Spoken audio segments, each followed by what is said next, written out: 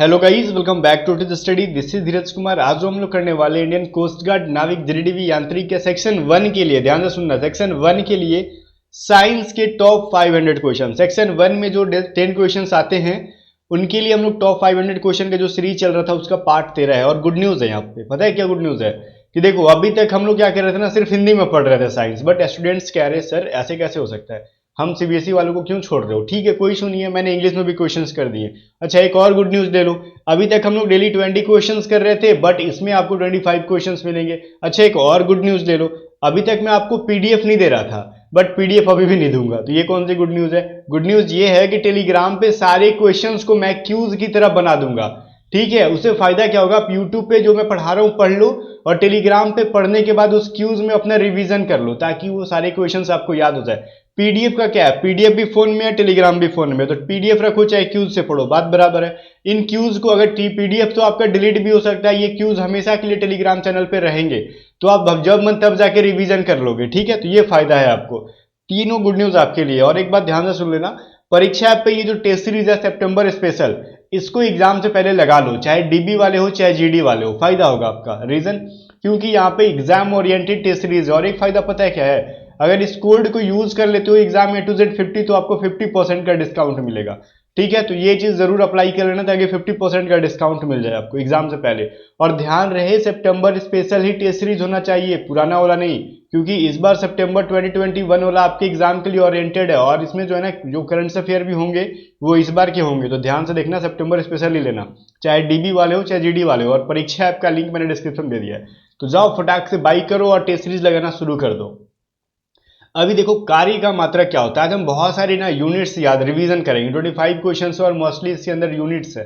Tension मत लो, exam तक बहुत सारे क्वेश्चंस मैं कराऊंगा, और जो यूट्यूब पे नहीं हो पाएंगे मैं टेलीग्राम पे आपको यूं ही देते रहूंगा। ठीक है, तो टेलीग्राम चैनल को जरूर ज्वाइन कर लेना। अभी देखो क्या कह रहा है, कार्य का मात्रक और इधर है प्रकाश वर्ष मात्रक है, दोनों क्वेश्चन से बड़ी अलबेलिया, बहुत ही रिपीटेड क्वेश्चन है। कार्य का मात्रक क्या होता है? जूल, समझ में आ रहा है ना। वर्क का यूनिट क्या होता है? जूल। अब देखो प्रकाश वर्ष क्या है, प्रकाश वर्ष ये किस चीज की भाई, दूरी की मात्रक है। ठीक है, अब बोलोगे दूरी क्या, रोड नापने वाली नहीं, किसी डिस्टेंस को, कौन सी डिस्टेंस, ये जो ना खगोलीय दूरी। ठीक है, खगोलीय दूरी, और खगोलीय दूरी बोले तो सूर्य से लेके पृथ्वी तक के बारे में जब बात करेंगे तो हम लोग प्रकाश वर्ष के बारे में बात करते हैं, खगोलीय दूरी उसी को कहते हैं हम लोग। ठीक है, तो चलो ये याद होना चाहिए हमको, बहुत इंपॉर्टेंट है। अब ये सूर्य से चंद्रमा नहीं, सूर्य से पृथ्वी के बारे में बात करते हैं, तब खगोलीय दूरी कहते हैं। अच्छा देखो, तो ये एक चीज क्या कह रहा है, निम्नलिखित में से समय का मात्रक क्या नहीं है? अधिवर्ष, चंद्रमा या फिर प्रकाश वर्ष, इनमें से कोई नहीं। समय का मात्रक कौन नहीं है? देखो लीप ईयर भी आपको क्या है, समय का मात्रक है, आपको भी पता है। ल्यूनर ईयर भी क्या है, समय का मात्रक है। कुछ लोग कहेंगे इनमें से कोई नहीं, भैया गलत, अभी जस्ट मैंने पढ़ाया लाइट ईयर, प्रकाश वर्ष क्या है, ये समय का नहीं, दूरी का मात्रक है। ठीक है, डिस्टेंस का है ना, आपको पता होना चाहिए। तो राइट आंसर सी हो जाएगा ना इसका। चलो आगे देखो, कह रहा है पार्सेक इकाई है, पार्सेक भी क्या इकाई है भाई, ये भी दूरी की ही इकाई है। ठीक है, तो ये याद रखना। तो ये दोनों क्वेश्चन बहुत इंपॉर्टेंट है, सारे इंपॉर्टेंट ही है, याद रखना। ठीक है, अभी देखो निम्नलिखित में से कौन सा एक सुमेलित नहीं है? अच्छा मिलान करो, हिंदी इंग्लिश वाले अपना समझ लेना। ठीक है, और बताओ इसमें से कौन सा गलत मिलान किया गया है? क्या डेसिबल ध्वनि की तीव्रता का इकाई है? तो जी हाँ, बिल्कुल भी है, तो ये सही है, ये गलत नहीं है। अश्वशक्ति क्या शक्ति की इकाई है? हॉर्स पावर, बिल्कुल भी है, इसमें कोई डाउट नहीं है। समुद्री मील क्या नौ संचालन में दूरी की इकाई है? तो बिल्कुल है, कोई गलती नहीं है। अच्छा ये देखो, सेल्सियस क्या उष्मा की इकाई है? उष्मा की इकाई तो जस्ट हम लोगों ने पढ़ा ना, क्या है भाई, जूल होता है। ठीक है, तो ये चीज आपको पता होना चाहिए कि उष्मा की इकाई क्या है, जूल है। तो ये सेल्सियस क्या है फिर? तो सेल्सियस जो है ना, एक तरीके से कह सकते हैं कि एक हम लोग क्या करते हैं, जस्ट सेल्सियस फारेनहाइट टेम्परेचर मापने की क्या है, बोल सकते हो आप धारिता है। ठीक है, कुछ लोग यहाँ पे कंफ्यूज हो गए किस चीज में, कह रहे होगे ना कि सर क्या मजाक कर रहे हो, अभी बोल रहे हो कि उष्मा की इकाई जूल है और शुरू वाले क्वेश्चन में पढ़ा दिया कार्य की मात्रक जूल है। अरे भैया, वर्क एंड एनर्जी नाम का आप लोग चैप्टर पढ़े हो कि नहीं? वो कार्य एवं ऊर्जा, इन दोनों की मात्रक जूल होती है। ठीक है, याद रखना, वर्क एंड एनर्जी, और एनर्जी बोले तो उष्मा हीट। ठीक है, तो उष्मा की भी पूछे तो आपको जूल कहना है, एनर्जी की भी पूछे तो क्या कहना है आपको, जूल कहना है, और कार्य की भी पूछे तो जूल कहना है। तो ज्यादा कंफ्यूज जाओ मत। आगे देखो क्या है, ल्यूमेन किसका मात्रक है? ल्यूमेन, तो ल्यूमेन किसका मात्रा कि आपके सामने सारी चीजें हैं। तो ज्योति फ्लक्स का नाम सुने हो ना, ऑफ ल्यूमिनस फ्लक्स, उसी का क्या है ल्यूमेन, ठीक है। और देखो तो ल्यूमिनस और ल्यूमेन एक जैसा है ना, तो ज्योति फ्लक्स का मात्रा क्या है ल्यूमेन है, तो याद रखना एग्जाम में आते हैं क्वेश्चंस। क्यूरी किसकी इकाई है, तो क्यूरी तो आराम से पता चल जाएगा, मैडम क्यूरी के ऊपर रखा गया ये। रेडियो एक्टिव की खोज जिसने की थी मैडम क्यूरी और पियरे ने मिलकर, इनके पति थे, तो इसके वजह से, ठीक है। चलो पास्कल गैसेस की इकाई है भाई, पास्कल के बारे में पूछे तो ये प्रेशर की है, प से पास्कल और पी से प्रेशर, ठीक है, पी से पास्कल और पी से प्रेशर, इस तरीके से याद कर लो। पास्कल जो है प्रेशर दाब की इकाई है, यूनिट है, याद रखना। खाली यूनिट ही नहीं पढ़ेंगे, और भी चीजें पढ़ेंगे, बशर्ते कुछ इंपॉर्टेंट है वो पढ़ लो। कैंडेला पूछता है एग्जाम में कि कैंडेला किसकी मात्रक है, बताओ। तो कैंडेला किसकी है, ज्योति तीव्रता की है, इंटेंसिटी ऑफ लाइट। अच्छा ये देखना, ज्योति तीव्रता से कंफ्यूज हो गए, अभी मैंने आपको पढ़ाया यहाँ पे ज्योति फ्लक्स की इकाई, तो ल्यूमिनस की, तो ल्यूमिनस ऑफ फ्लक्स, ठीक है। ल्यूमेन का क्या है, ल्यूमिनस ऑफ फ्लक्स मतलब ज्योति फ्लक्स है ये, ठीक है। और यहाँ पे मैंने पढ़ाया ज्योति तीव्रता, इंटेंसिटी, और वो क्या था ल्यूमिनस, ठीक है। तो याद रखना ये कैंडेला ज्योति की तीव्रता का। वहीं पे जूल किसका है, आप बोलोगे फिर से बोल दिए जूल, अभी तो बताया ना एनर्जी, उष्मा, एनर्जी, वर्क, ठीक है, सबकी क्या हो जाएगी भैया ये जूल, ठीक है ना। चलो आगे देखो, थोड़ा सा घुमा फिरा के क्वेश्चन दिया था कि आपको याद हो जाए, रटा जाए। हर्ट्ज क्या मापने की यूनिट है, हर्ट्ज इज यूनिट ऑफ, किस चीज की है भैया हर्ट्ज, तो ये फ्रीक्वेंसी ऑफ वेव्स, तरंगों की आवृत्ति को मापने की क्या है इकाई है हर्ट्ज, ठीक है। कुछ लोग तरंग दैर्ध्य बोलते हैं, नहीं, तरंगों की आवृत्ति को मापते हैं हर्ट्ज में हम लोग, ठीक है, फ्रीक्वेंसी को, वेव की फ्रीक्वेंसी को। अब भी देखो विद्युत धारा की इकाई क्या होती है, तो ये सबको पता है कि ये एम्पियर होती है, विद्युत धारा की इकाई क्या होती है भाई, एम्पियर होती है।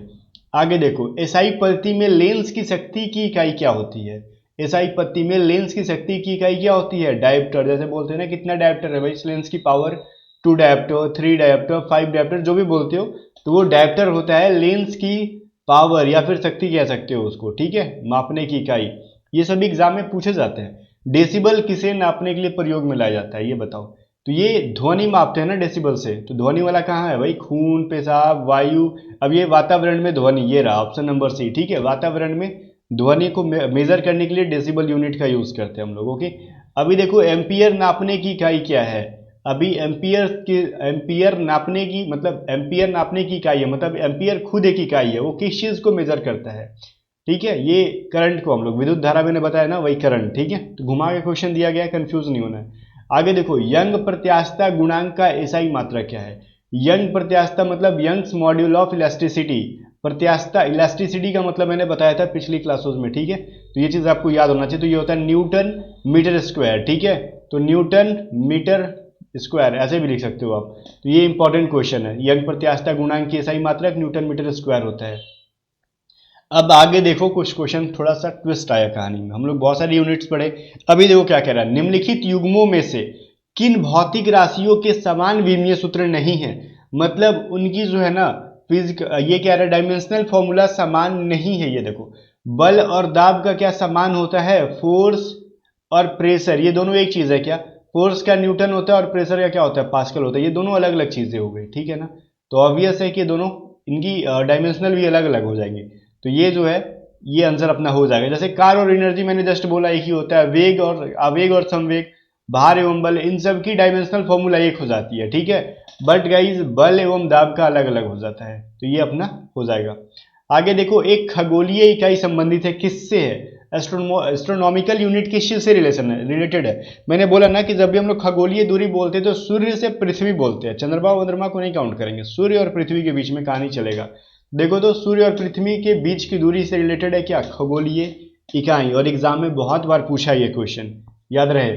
आगे देखो निम्नलिखित में से कौन एक सदिश राशि नहीं है, सदिश राशि नहीं है मतलब वो अदिश है, तो उसके अंदर क्या डायरेक्शन नहीं होना चाहिए, तो अपना द्रव्यमान होता है मास, ठीक है ना। तो चलो ये बाकी संवेग में मोमेंटम, वेलोसिटी, एंगुलर वेलोसिटी, इन सब के अंदर क्या होता है, ये कैसी राशि है भाई, वेक्टर राशि है ये। चलो त्वरण ज्ञात करने का सही फॉर्मूला बताओ, ये फॉर्मूला लिखा हुआ है, ये बराबर वाट, ठीक है। तो हम लोग पढ़े ना v minus you by T, पढ़े हो कि नहीं पढ़े हो, पढ़े हो ना, तो यही वाला है, साइंस के स्टूडेंट्स हो गए तो पढ़े होगे, तो ये त्वरण निकालने की, एक्सेलरेशन निकालने की फॉर्मूला है, ओके। अच्छा चीज बताओ अगर पढ़े हो तो, ये v क्या है और u क्या है, ठीक है, बी और यू पढ़े हो ना, ये भी एक वेलोसिटी है, बट किस टाइप की वेलोसिटी बताओ। अब ये बताओ क्या है, पदार्थ के संवेग और वेग के अनुपात से कौन सी भौतिक राशियां प्राप्त होती है। अब बोलोगे गणित पढ़ा रहे हो क्या कि अनुपात समानुपात पढ़ा रहे हो। देखो मैं पढ़ा ही देता हूँ। संवेग बराबर क्या होता है, P बराबर mv होता है। तो mv बटा में क्या, वेलोसिटी v करो।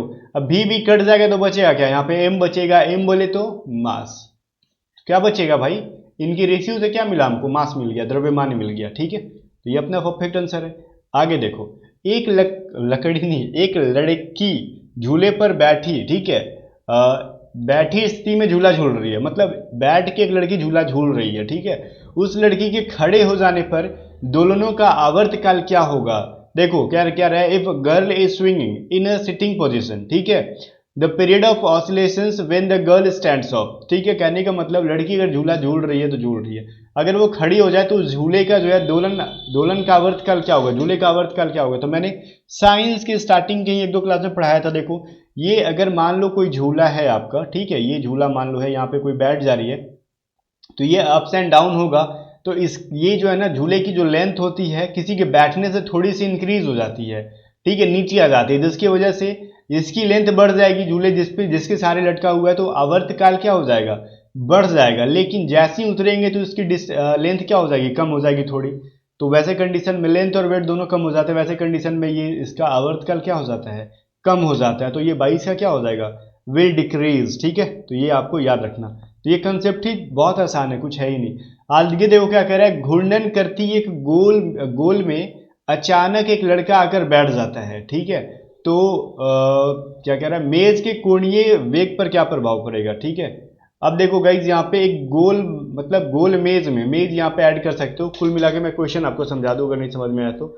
देखो एक मान लो कुर्सी है, ठीक है, ठीक है, जैसे आप लोग ने ये देखा होगा ब्रेक डांस वाला झूला देखा होगा। ठीक है, जैसे वो गोल गोल घूम रहा है घूम रहा है घूम रहा है, तो अचानक से कोई लड़का आके इसके ऊपर बैठ जाता है, तो बताओ इसका स्पीड अब क्या हो जाएगा, ये चीज बताओ। ऑब्वियस है कि इस पे जैसी स्पीड वेट बढ़ गया तो इसका स्पीड कम हो जाएगा। ठीक है, तो ये बहुत सारे फैक्टर्स हैं, इसका स्पीड यहाँ पे कम हो जाएगा। ओके, तो स्पीड कम हो जाएगा ऑब्वियस है। अब इसमें क्या डिटेल में जाना है, तो सिंपल सा कंसेप्ट है। यदि किसी चली हुई वस्तु, मतलब क्या कह रहा है भाई, पढ़ लेते हैं। यदि किसी चली हुई वस्तु के वेग को दोगुना, मतलब चलती हुई वस्तु, यहाँ पे कुछ टाइपिंग एरर है। ठीक है, यदि किसी चलती हुई वस्तु के वेग में दोगुना कर दिया जाए, वेग को दोगुना किया जाए, तो उसकी गति क्या हो जाएगी। देखो उसकी क्या हो जाएगी, त्वरण दोगुना हो जाएगा कि गतिज ऊर्जा दोगुनी हो जाएगी, गतिज ऊर्जा 4 गुनी हो जाएगी, या फिर भार दोगुना हो जाएगा, क्या होगा। यदि कोई वस्तु चलती हुई है, ठीक है, अगर उसकी क्या करोगे, वेलोसिटी को 2x कर दोगे, तो उसकी जो काइनेटिक एनर्जी होती है वो 4 टाइम्स बढ़ जाती है, 4 गुनी हो जाती है। तो कंसेप्ट ऑप्शन नंबर सी इसका राइट आंसर है। ठीक है ना, अगर वेलोसिटी दुगना होगा तो उसकी गतिज ऊर्जा क्या हो जाएगी, 4 गुनी हो जाती है।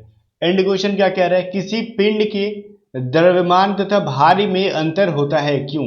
क्योंकि देखो मास एंड वेट वो दोनों अलग अलग चीजें हैं। जैसे देखो एक इंसान अगर मान लो 12 केजी का है, खैर 12 केजी का तो बड़ा इंसान ही होता है, मान लेते हैं, अगर वो पृथ्वी पे 12 केजी का है, तो वो अगर मान लो चला जाता है मून के ऊपर तो कितना केजी का हो जाएगा, 2 केजी का हो जाएगा, बिकॉज 1/6 हो जाता है ना, 6 से डिवाइड कर देते हैं हम लोग। बट गाइस उसका वेट कम हो गया, बट उसके अंदर जो मास है, मास मतलब वो मास समझ रहे हो, मैं हिंदी में मांस वाली मास नहीं कह रहा हूँ, मास द्रव्यमान जो है जिस चीज से वो मिलके बना हुआ है वो एज इट इज होगा। वैसा थोड़ी कि उसके अंदर की पदार्थ कम हो जाएगी, नहीं ना, वो उतना ही रहेगा बट उसकी वेट कम हो जाएगी। ठीक है, तो देखो द्रव्यमान स्थिर रहता है, मतलब मास ही उसका स्थिर रहेगा, लेकिन वेट जो होता है वो चेंज होते रहता है। ठीक है, तो ये इसका रीजन है। ठीक है, यही इनके बीच में अंतर होता है। तो राइट आंसर क्या हो जाएगा, ऑप्शन नंबर बी। अब इसको मैं क्यूज टाइप का करा दूंगा, बट जाते जाते एक चीज मैं आपको इंपॉर्टेंट बात याद दिला दूं, अगर आप अभी तक भूल गए हो तो परीक्षा ऐप का लिंक मैं आपको डिस्क्रिप्शन में दे दूंगा और ये कोड भी दे दूंगा, तो इस टेस्ट सीरीज को जरूर लगा लेना। ओके, चलो मिलते हैं नेक्स्ट वीडियो के साथ, तब तक चैनल को सब्सक्राइब नहीं किया तो कर लेना भाई। ठीक है ना, चलो बाय बाय, और वीडियो को लाइक कर देना।